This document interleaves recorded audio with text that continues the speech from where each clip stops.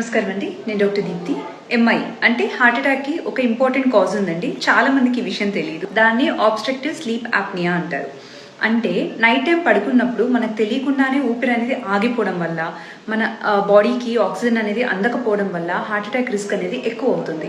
ఇది యూజువల్గా ఎవరిలో కామన్గా ఉంటుంది? ఒబేస్ అంటే బాగా లా ఉన్న వాళ్ళు, ఊబకాయం ఉన్న వాళ్ళకి చాలా కామన్. అండ్ ముఖ్యంగా నెక్ భాగంలో అంటే గొంతు భాగం కొంచెం ఫ్యాట్ ఎక్కువగా ఉండి థిక్ నెక్, షార్ట్ నెక్ ఉన్న వాళ్ళకి అండ్ టంగ్ పెద్దగా ఉండి నైట్ పడుకున్నప్పుడు టంగ్ ఇలా వెనక్కి పడిపోయి మధ్య మధ్యలో అంటే గురక బాగా సివియర్గా వచ్చేసి మధ్య మధ్యలో ఊపిరాడక నిద్ర డిస్టర్బ్ అవ్వడము, రిపీటెడ్గా లేవడము, సరిగ్గా నిద్ర పట్టకపోవడము, మార్నింగ్ లేవగానే బాగా హెడ్ఏక్గా కన్ఫ్యూజన్గా అనిపించడము, పగలు బాగా నిద్ర రావడము, ఇలాంటి సిమ్టమ్స్ ఉంటాయి. దీనికి ఒబెసిటీ ఒకటే కాదండి, వేరే కారణాలు కూడా ఉన్నాయి. టాన్సిల్స్ బాగా స్వెల్లింగ్ ఉండడం కానీ, లేదంటే ఆల్కహాల్ కన్సంప్షన్ ఎక్కువ ఉండడం కానీ, అండ్ స్ట్రైట్గా పడుకోవడం అండి, సుపైన్గా పడుకోవడము.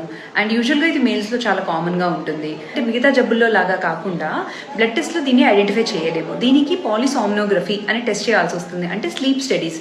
మీరు పడుకున్నప్పుడు అసలు మధ్యలో ఎన్నిసార్లు మీరు గురక పెడుతున్నారు, మీకు ఆక్సిజన్ ఎంత అందుతుంది, సాచురేషన్ ఏమైనా పడిపోతుందా, మధ్య మధ్యలో యాప్నియా కానీ హైపాప్నియా కానీ అంటే ఆక్సిజన్ అనేది తక్కువ ఎంత అందుతుంది, అసలు గాలి రాకుండా కంప్లీట్గా ఆగిపోవడం, ఇలాంటి ఎపిసోడ్స్ ఎన్ని ఉన్నాయి, అసలు మొత్తం ఒక స్టడీ వచ్చేస్తుంది అనమాట. బ్రీదింగ్ ఒకటే కాదండి, మీ హార్ట్ రేట్ని, తర్వాత మీ బ్రెయిన్ యాక్టివిటీని, మీరు ఎంతసేపు డీప్ స్లీప్ పోతున్నారు, ఇవన్నీ రికార్డ్ చేస్తుంది. ఓఎస్ఏ ఆబ్స్ట్రక్టివ్ స్లీప్ ఆప్నియా అనేది ఉందా లేదా చూసి దానికి తగ్గట్టు మీకు ట్రీట్మెంట్ ఇస్తారనమాట.